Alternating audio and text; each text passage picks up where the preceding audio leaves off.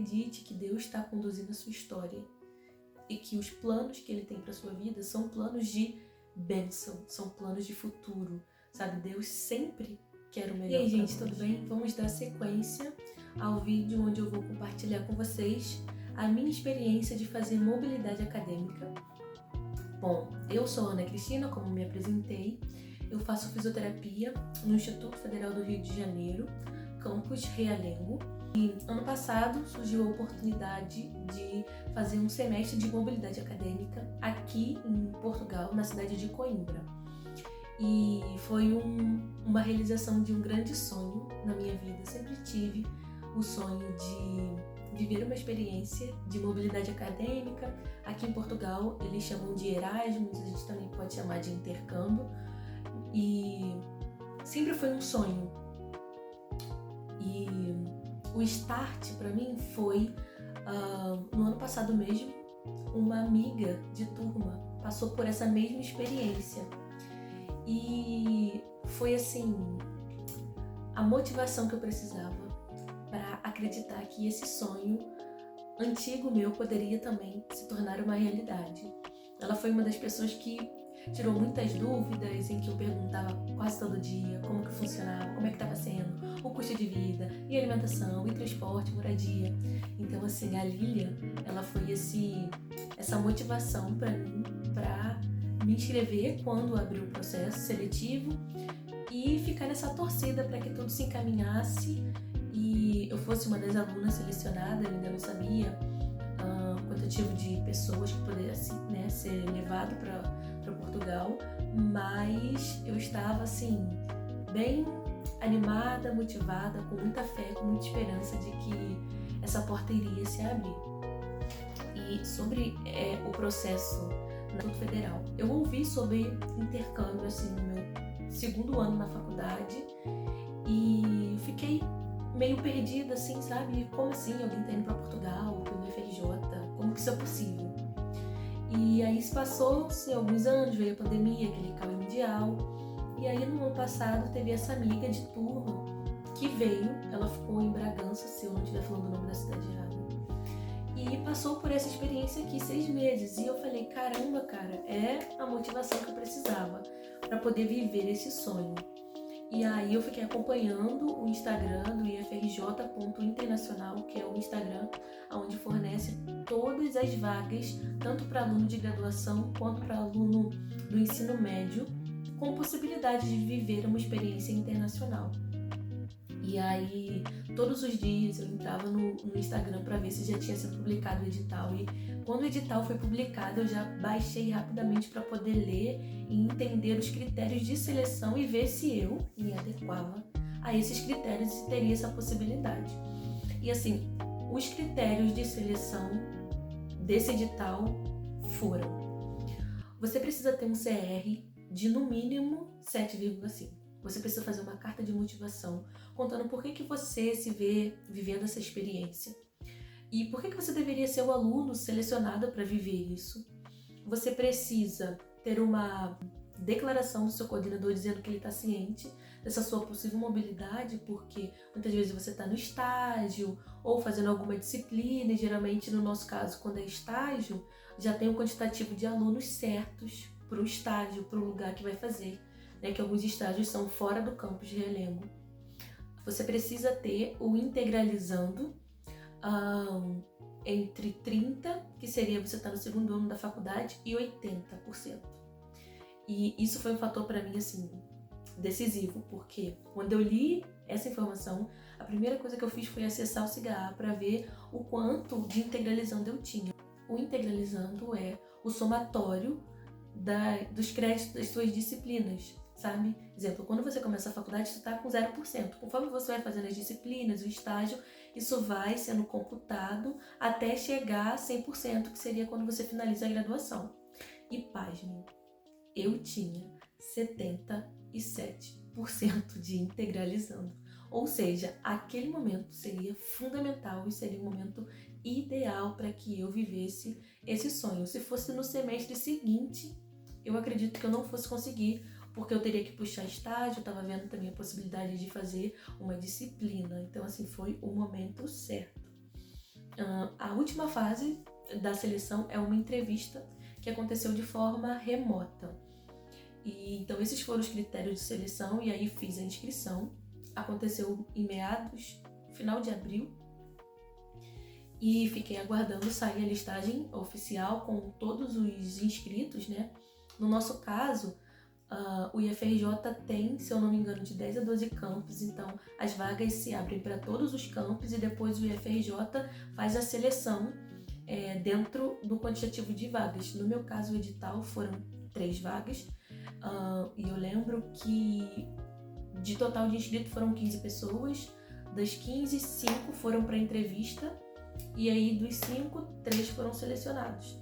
Mas também abre vaga para outras universidades federais do Rio de Janeiro, sabe? Então, você também que de repente não é do FRJ, fica ligado, pesquisa, busca informação na sua instituição para ver se tem também essa possibilidade. Eu também sei que em algumas instituições privadas tem a possibilidade também de fazer intercâmbio, então é uma informação muito importante e relevante que você precisa buscar dentro da sua instituição e ver a possibilidade de viver esse sonho, essa experiência internacional que eu tenho certeza que vai mudar para todo sempre a sua vida.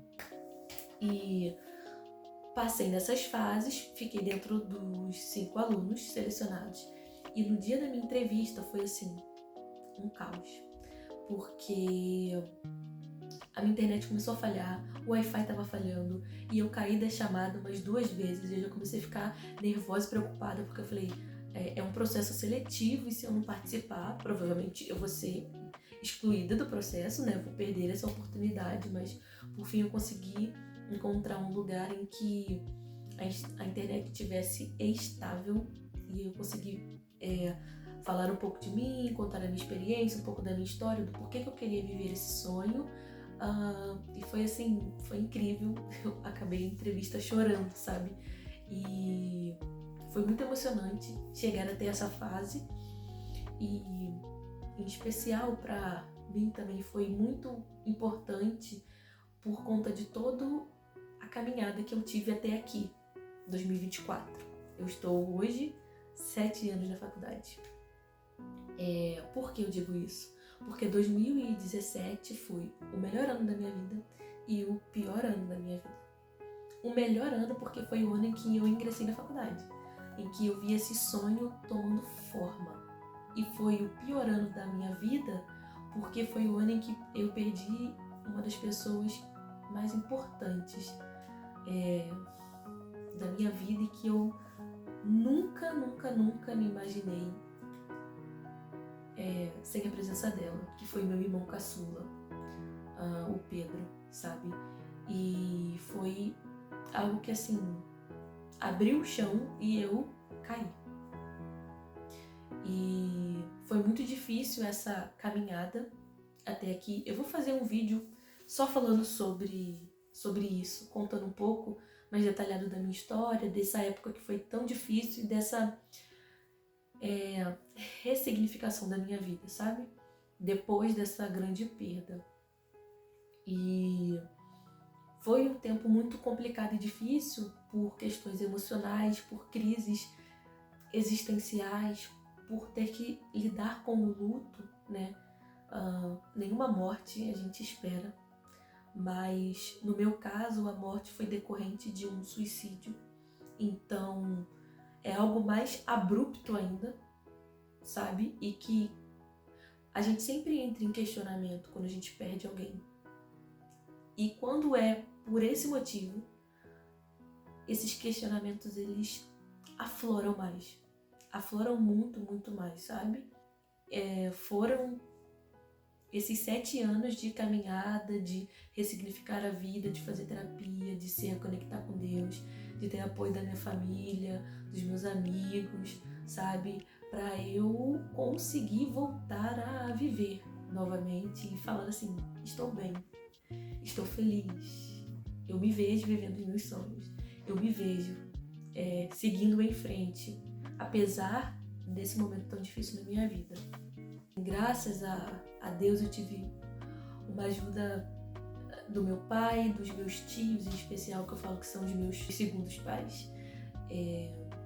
a tia Noemi, o tio Alexandre, que me carregaram no braço praticamente, sabe? Nesses anos, principalmente no primeiro e no segundo ano, assim, de me convidar para sair, de conversar como é que eu tô, de saber como é que eu tô, de ser esse apoio, sabe? Quem já perdeu alguém que ama, sabe o quanto esse apoio é importante para você não desistir, sabe?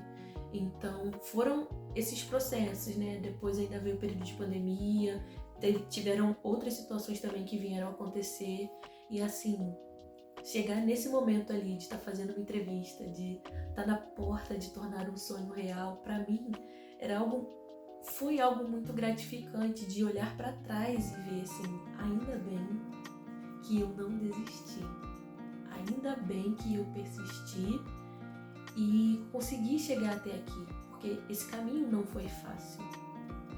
Então fiz a entrevista e fiquei aguardando sair a listagem oficial com os alunos que seriam selecionados. Na entrevista eu soube que eram 3 vagas para Portugal, e aí desliguei a chamada. Eu lembro que eu liguei pro meu pai, eu falei: pai, fiz a entrevista, agora é orar e esperar e ver o que Deus vai fazer, se ele vai abrir essa porta, ou se também não abrir, eu sei que algo melhor vai se tornar realidade.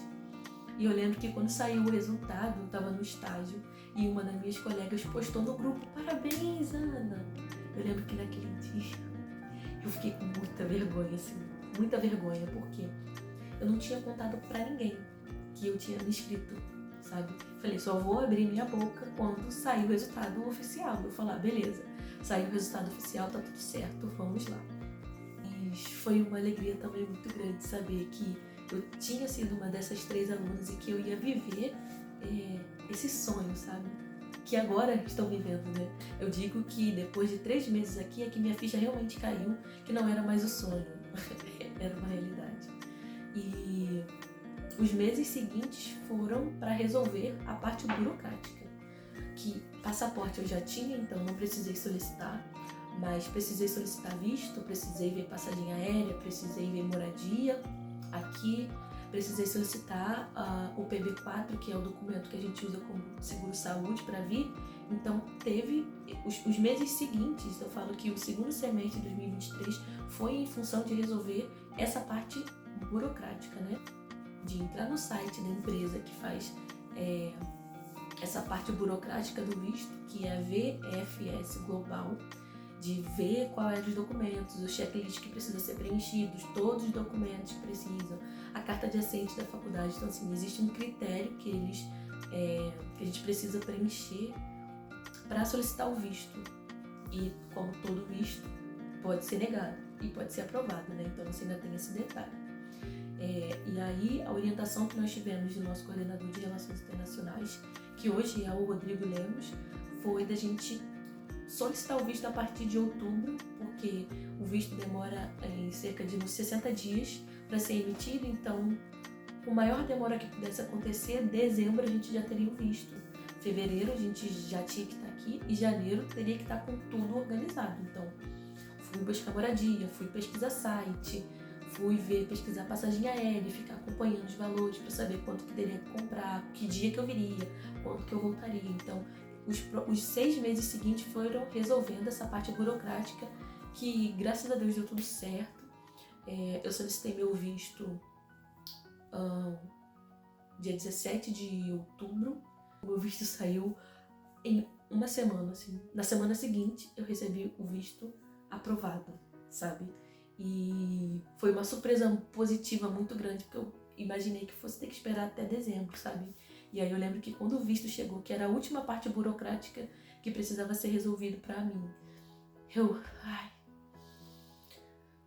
respirei fundo e eu falei, cara, tá tudo resolvido agora, tudo certo, agora é esperar chegar janeiro pra poder viajar e chegar lá pra viver essa experiência. Então, assim, essa é a minha trajetória e minha história, como que foi pra chegar aqui em Coimbra e estudar aqui, sabe? Então, eu quero que você se motive, que você se anime, que você busque informações para saber na sua instituição tem como você viver esse sonho, e que você aproveite todas as oportunidades que a universidade pode proporcionar para sua vida.